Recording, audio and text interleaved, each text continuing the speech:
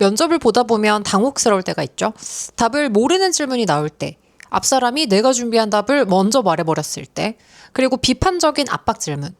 도대체 이렇게 어질어질한 상황에서는 어떻게 해야 될까요? 오늘은 이런 상황에서 바로 써먹을 수 있는 면접 호신술 3가지를 알려드리겠습니다. 영상 보시기 전에 구독과 좋아요 부탁드립니다. 첫 번째, 준비가 안 된 질문, 모르는 질문 받았을 때 호신술. 아는 거 먼저 말하고 기회를 달라고 해. 아는 거 먼저 말하고 기회를 달라고 해. 이런 상황은 보통 직무 관련 전공 질문에서 많이 나오겠죠. 직무 관련 질문은 면접자들에게는 어려울 수 있다라고 면접관들도 생각을 합니다. 그래서 대답을 못할 수도 있다고 당연히 생각을 할 수 있습니다. 하지만 면접자가 기억이 잘 안 나도 의연하게 대처하는 부분을 면접관들이 반드시 확인한다는 걸 아셔야 돼요. 예를 들어 볼게요. 반도체 관련 공정 직무 면접입니다. CVD 그리고 PVD의 차이를 설명해 보세요. 근데 기억이 안 나. 그럼 어떻게 한다? 아는 걸 먼저 말하고 기회를 달라고 해. 제가 너무 긴장해서 정확한 차이까지는 지금 바로 떠오르지가 않습니다. 죄송합니다. 다만 두 공정 모두 방막을 형성하는 기술이라는 건 알고 있습니다. 제가 알고 있는 부분 좀 먼저 말씀드려도 괜찮을까요? 답변을 드리다가 기억이 나면 추가로 설명을 좀 드리고 싶습니다. 이 정도의 대답이라면 당혹스러운 환경에서 썼네 라는 생각이 들게 되겠죠. 대답을 못하고 죄송합니다.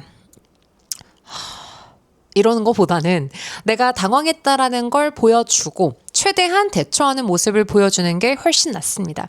실제로 이렇게 대답을 하고도 합격하는 경우는 굉장히 많습니다. 두 번째로 옆 사람이 내가 준비한 답변과 똑같은 답을 할 때 호신술. 공감하고 뭔가를 더해.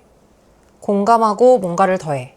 이런 상황은 보통 공통 질문에서 많이 나오거든요. 예를 들어서 면접관들이 자, 우리 한 분씩 우리 회사의 장점에 대해서 말씀을 해주시겠어요? 1번부터 말씀해 주세요. 라고 했다 칩시다. 그럼 면접자들 대부분 이게 준비한 질문이니까 서로 막 입이 근질근질하다고요. 신뢰 중심, 디지털 혁신 이렇게 막 속으로 외우고 있는데 그걸 앞사람이 그걸 그대로 똑같이 말했어. 그때 의지에 불타는 우리 면접 초보들은 이런 생각을 합니다. 나는 기필코 다르게 말하겠어. 너 때문에 내가 이 면접을 망칠 수 없어.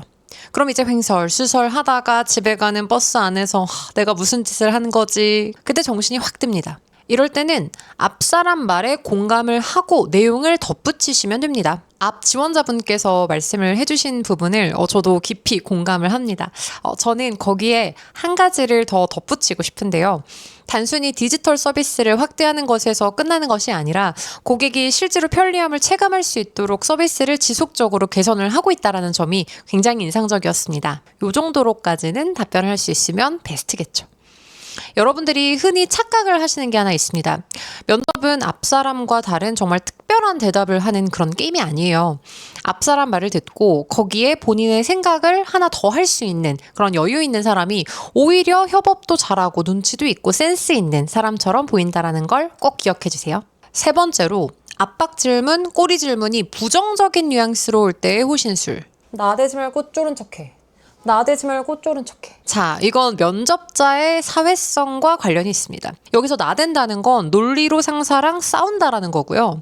쫄은 척하라는 건 비판을 인정하고 존중해라 라는 뜻입니다. 그럼 가장 하면 안 되는 건 뭘까요?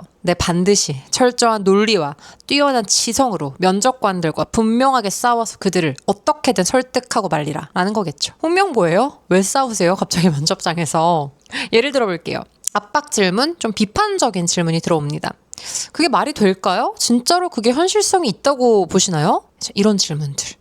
거기다 대고 아니요, 저는 충분히 현실적이고 말이 된다고 생각합니다.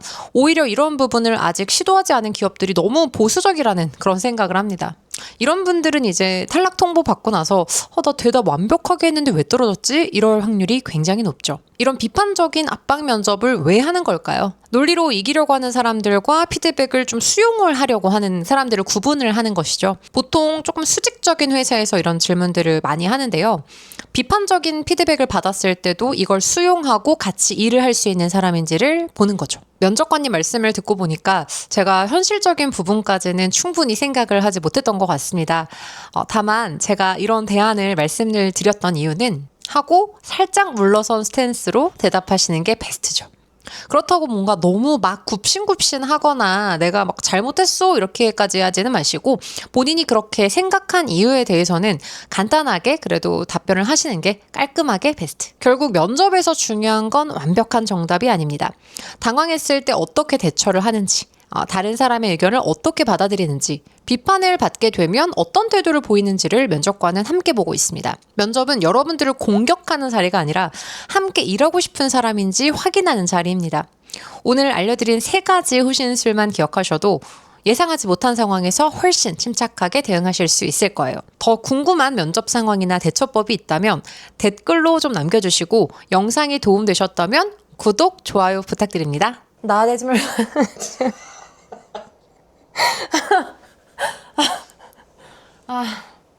나대지 말고 쫄은 척해. 나대지 말고